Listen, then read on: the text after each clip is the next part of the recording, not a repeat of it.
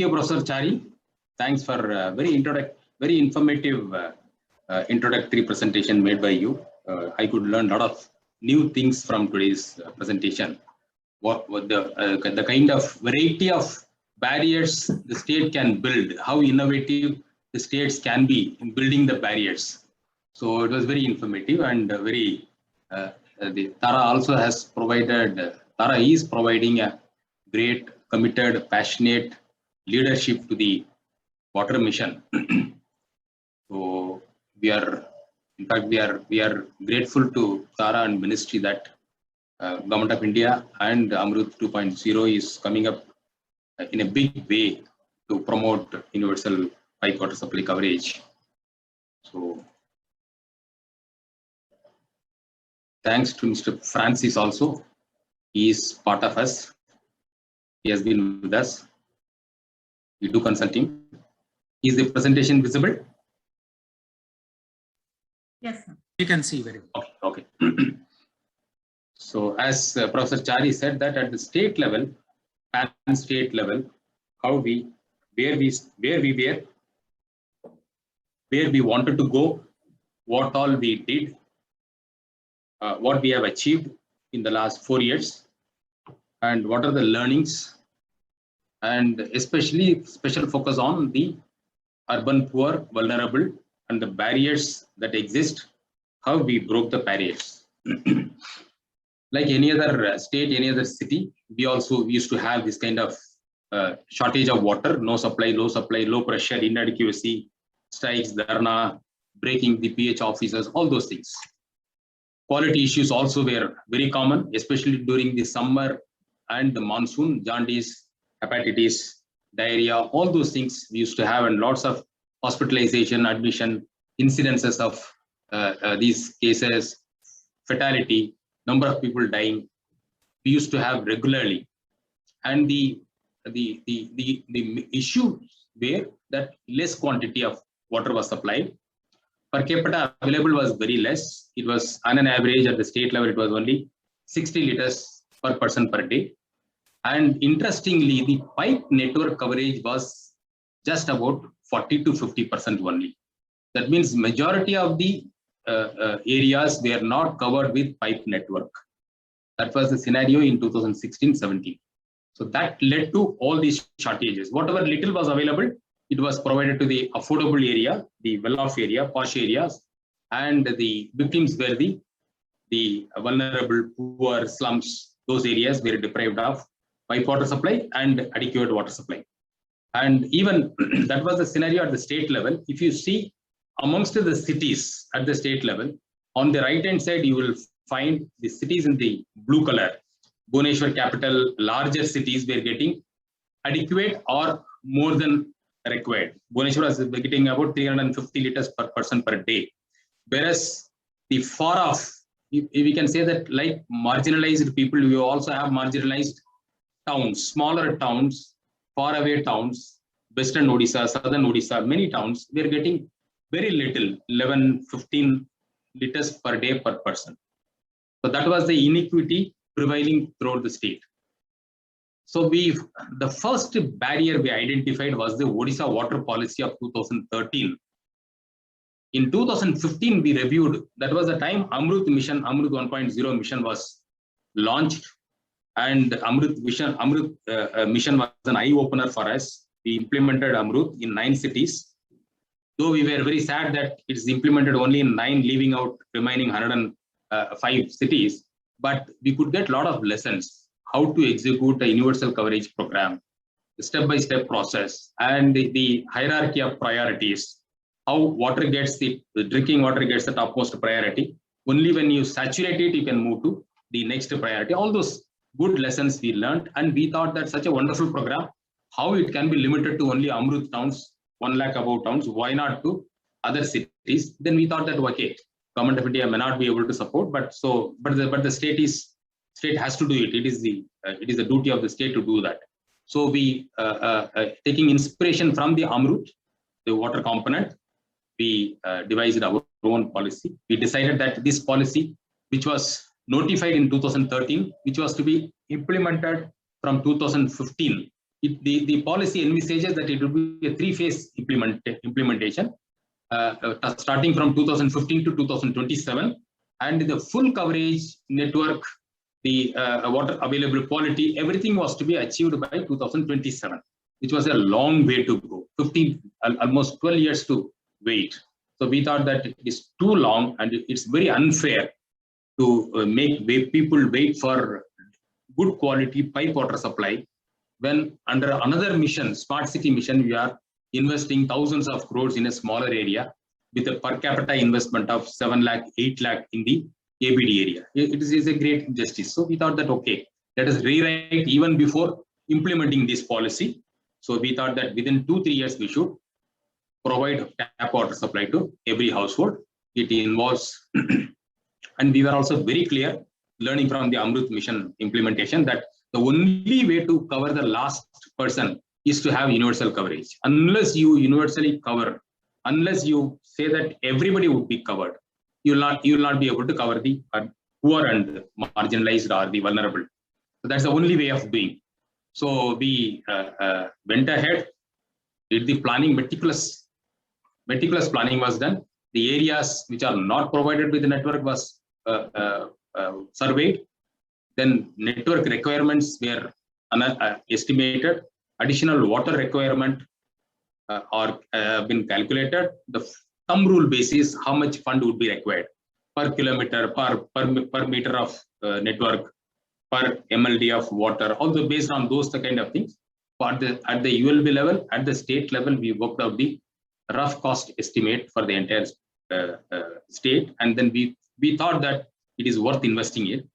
So we listed the projects, did the rough cost estimate, and we wanted to be very sure that our PHO machinery is able to do the mapping of the entire city without leaving out any area, any slum, any. So what we did is that though the water supply program is implemented by the parastatal, the PHO, we thought that it should be presented in the ULB before every councillor, every corporator should see how many projects are the PHO is proposing, whether any area has been left out or not. A special meeting has been convened.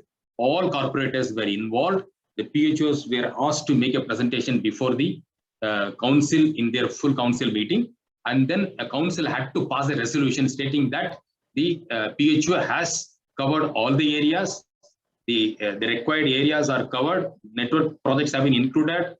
And with the implementation of these projects, all streets, all lanes, all habitations would be provided with pipe water supply. That kind of the resolution, we drafted a model resolution and gave it to the council that you have to understand the proposals and then only you have to pass the resolution.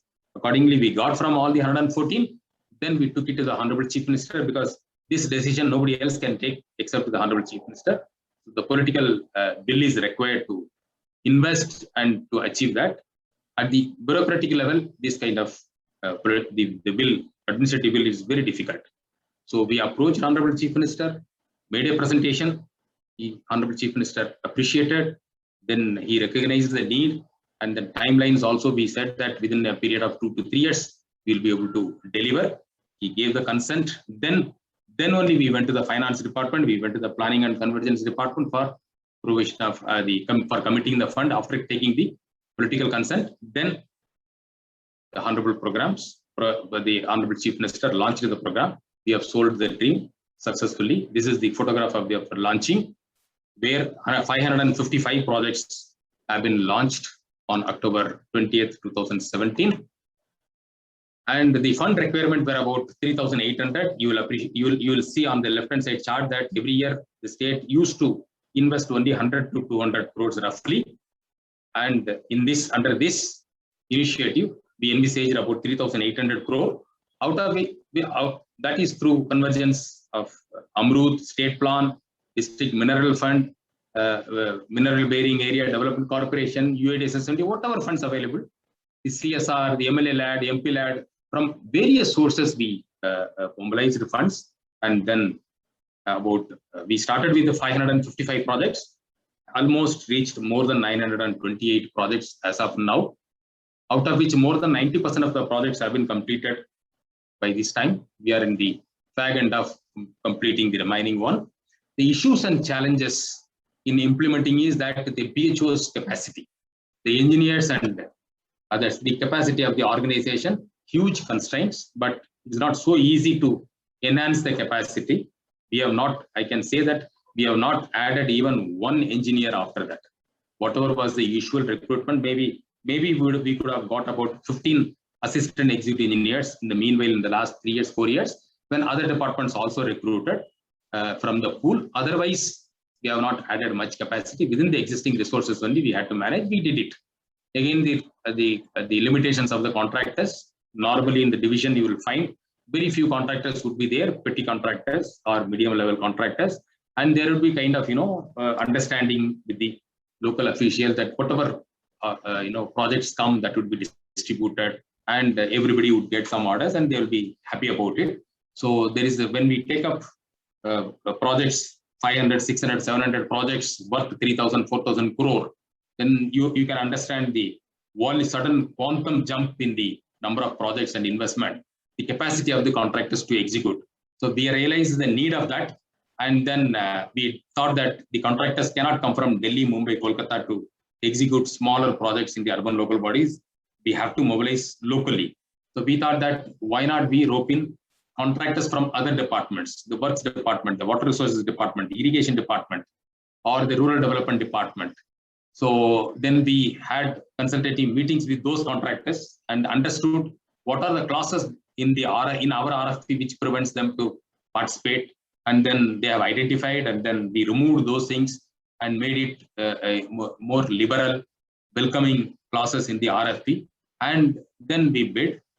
So with that we could break the nexus between the local contractors and the local grassroots level officials in tender fixing. And the earlier we used to get very high tender premium. Every PHO tender we used to have minimum 50% excess over and above the estimated cost. Sometimes it's more than 100% also. The reason was that it was an unrealistic estimate. The number two is limited number of participation. All those things with the tender transformation process which we took up, that would bring down high premium to low premium or no premium.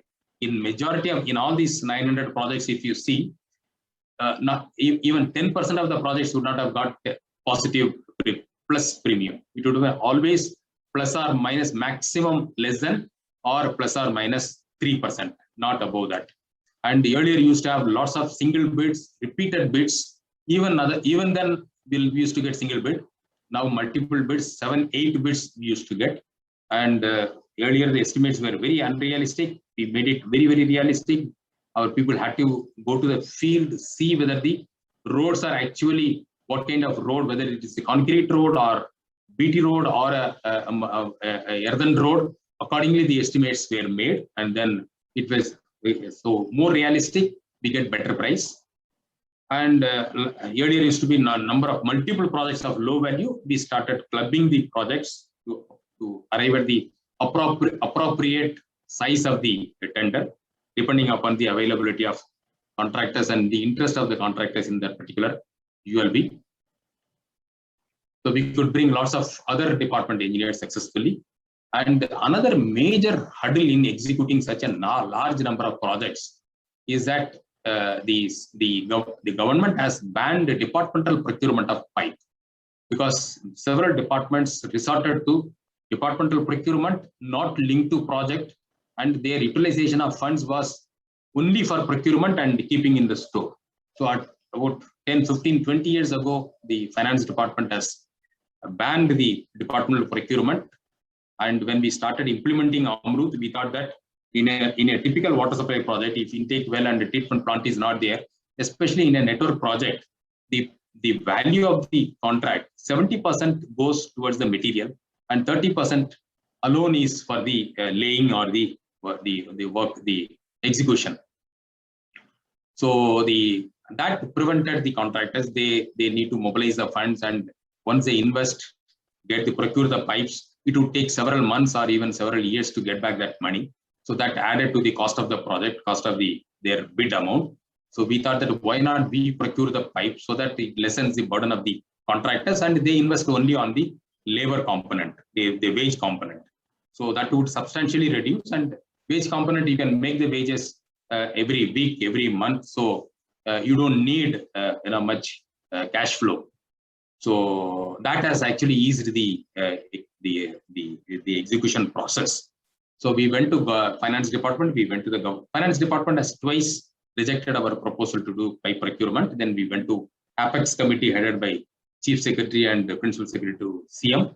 We placed our proposal that if you want speedy implementation, if you want full utilization of Amrut fund, Amrut scheme fund, and if you have to utilize full Amrut grant, then this special dispensation has to be done.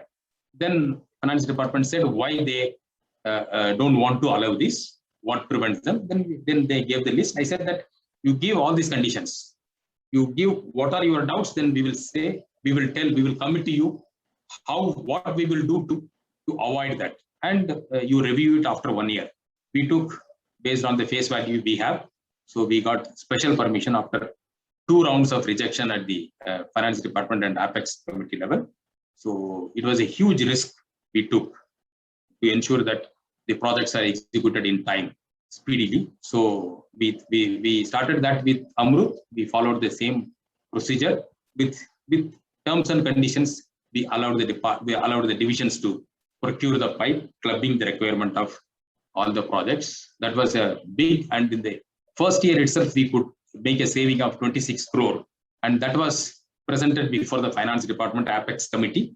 And they appreciated, and then they subsequently allowed us to follow the same in subsequent years of Amrut, as well as in the state, the Basudha scheme also.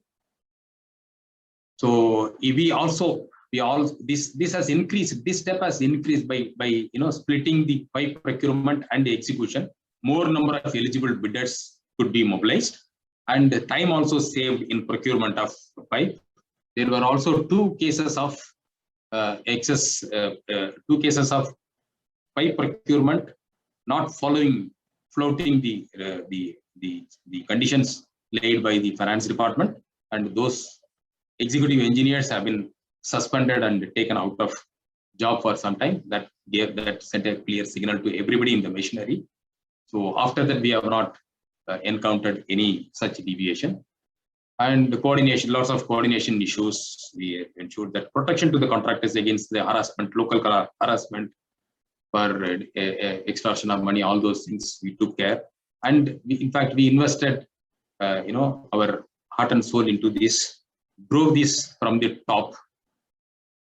That could ensure that we created lots of WhatsApp groups, project wise, depending upon the size, division wise, and I was also part of that. We could also include the contractors in the WhatsApp groups, the payment issues of the contractors. They were encouraged to communicate freely, pending bills, running bill, harassment by the office, not paying them in time.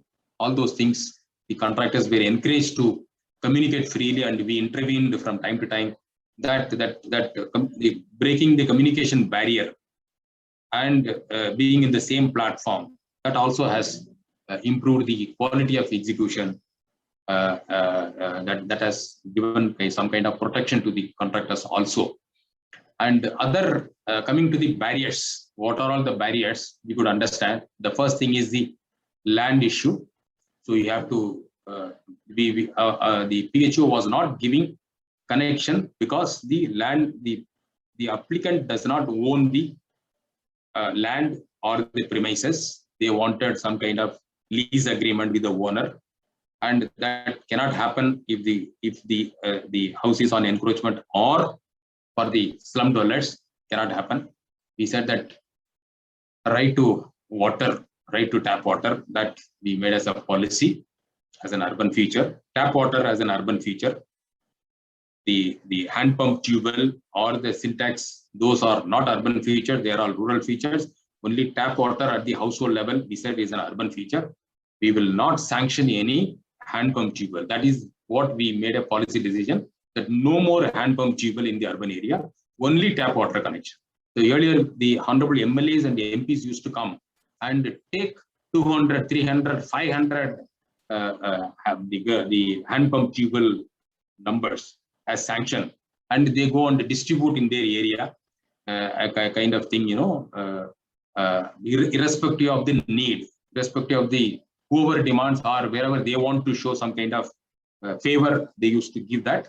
That we stopped. We said that you take pipe water supply connection, we will not give you tap, we will not give you hand pump tubal. That we stopped, and then we said that every house has to get. If they have their own connection, then they have to give an undertaking. We need to have the photograph to see. Otherwise, it is a responsibility, onus on the part of the THO to ensure that every house is provided with the tap water connection. We said that everyone has a right to water, right to tap water. We said that all requirements can be relaxed, examined and relaxed. First thing we introduced is the relaxing the documentation requirement. Instead of the land ownership or lease, we said that you simply take an undertaking, indemnifying the PHO from all the litigation, whatever it is. With that undertaking, we should not bother about the land ownership or the ownership of the premises. Then if they are residing in that premises, if you have any proof from the voter ID or Aadhaar card, whatever it is, then you should give the connection. Then focus on urban poor. We started with the Amrut itself, that every slum household, urban poor household, we provided 2 taps, and it was included in the project cost. One at the kitchen and one at the toilet. Many households, of course, if the size is too small, then they prefer to have it in the just outside the house. And the connection fee has been completely waived for the urban poor. And for others, we said in installments, 36 installments, 100 rupees per month has been that. And another major thing is that road cutting permission. So normally as per the Odisha Water Works rules, the onus of getting house connection was with the consumer. They have to apply for house connection. They have to get the house by paying the fee, sanction fee, scrutiny fee, connection fee, everything. There are a number of fees. Then with following the documentation process, then they have to go to the municipality, apply for road cutting permission. The road cutting permission, for that they have to pay minimum 10,000 to 15,000, 20,000 rupees, depending upon the type of road. If it is a cement concrete road, it will be 15,000 rupees. BT road, it will be much more than that. So that amount they have to pay to the municipality, then they get the permission, then they engage a contractor, then they execute the work, then the JE will come and inspect, and then make it an official connection. So that was the process. We understood that. We said that getting road cutting permission itself is a very cumbersome process dealing with the municipality. We said that it becomes the government's responsibility. We rewrote the Waterworks rules, saying that house connection is a public work, no more a consumer's responsibility. And it was included as part of the project. Government invested, and road cutting permission also has become the PHO's responsibility. And the municipalities were instructed by a single order that no road cutting charges would be paid. If road needs to be cut for providing this, the municipality will invest on the restoration of the road, and no further fund if required would be provided by the state through the state budget, not from the not linked to every connection. Accordingly, the waterwork rules have been amended. And another very important thing what we have done is the community participation. Initially we started with the Water and Sanitation Committee, Watson Committee. Then over a period of time, we graduated that to Jalsati. Mr. Francis also was dealing about that. Jalsati is a very successful model. I'll come to that. And then the approval process, administrative approval for the DPR also. Earlier we used to every project was to be approved as an independent case, individual case. Now we said that all 555 projects should be processed as I say in a lot and there will be a composite bulk approval in one file. In one process we completed administrative approval of all the 500, and that list was enclosed with every DPR. The copy of that was enclosed and it was certified. That's all. We simplified the bureaucratic process which otherwise would have taken the file movement of 555 times, several tables, several functionaries, several ups and downs. We have also introduced third-party monitoring and quality verification to check whether the projects are physically executed or not. Is there not only in pen and paper, not in DPR, is also there in the ground with the geotagging and uploading of the photographs was done. And this is a camp, the water connection camp. We call it as a Jal Jogan Mela, the water connection camp facilitated by the women self-help groups in the ward areas. As and when the project is going to be completed, we organize this kind of camp to mobilize the application for connections at the ward level itself. But the JE or the concerned assistant engineer would be present, and the self-help group member, the Watson committee, the Jal Saathi or the Watson committee member was present to facilitate that, and they were incentivized for every connection. 100 rupees was given to the women self-help group. With that model, Watson committee model, we upgraded to Jal Saathi. They are our now partner in the water supply program. They act as a bridge between the consumers and the PHO or the BATCO authority. BATCO is a corporate we have floated, and that is managing 1/3 of the state now. So, and it's an incentive-based partnership with the Jal Saathis. They take up the responsibility of reading the water meter, generating the bill, collecting the water charges. They are also provided with a field quality water quality test kit. They do the water quality testing also in the field. Every test they conduct, they get about 20 rupees per test. And they also facilitate the consumer complaint redressal. We have about 400 Jal Saathis in place now. So when we are implementing 800, 900 projects, investing about 3,000, 4,000 crore, how do we know that the DPRs are actually executed in the field? There are no fake execution. There are no execution in pen and paper. The project is executed, network is laid, and water is coming. Ultimately, what is important? It is not the pipe laying. It is not the production well.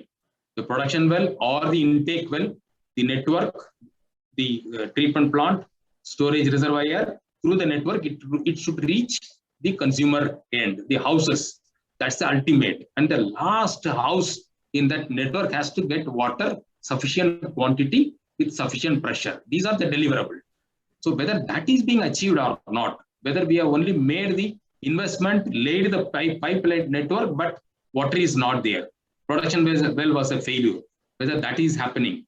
So that for that only we have come up with this outcome certification, project outcome certification. We formed a committee. Collector's representative was included. It could be Tahsildar, additional Tahsildar, BDO, additional BDO, or DRDA official, anyone from as nominated by the collector, the commissioner or the executive officer's representative, the concerned councillor or the corporator, and the PHO concerned engineer would be a member. These 4-member committee would visit the area and would physically see the asset, and then visit the last house, find out from the public whether they are getting water or not after laying the pipeline, whether it is of sufficient quantity and sufficient pressure. That has to be recorded here, and all the 4 have to sign. Only when this is signed and then uploaded, then the project would be deemed to be completed, and then the last payment would be made for the contractor.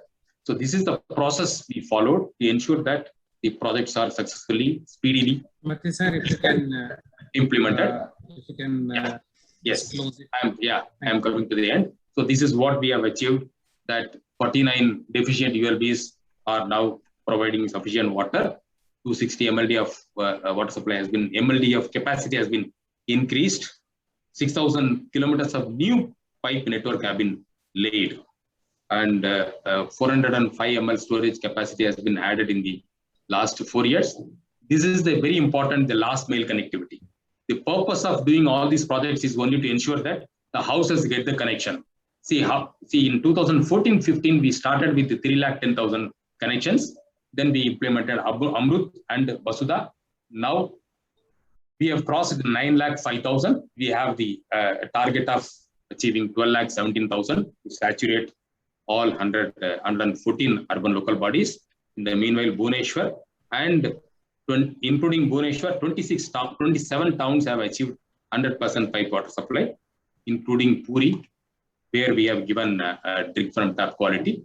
This is the test done by the Bureau of Indian Standards, which said that Bhubaneswar is one of the best quality water. This is actually the outcome of all these things. The number of jaundice cases reported in the hospital. This information is taken from the integrated disease surveillance program of the health department. Number of diarrhea cases, jaundice cases, you can see how in 2014-15 it was in thousands, how it has come to into 2020 just 26 cases with no fatality. We used to have 29-30 fatalities on.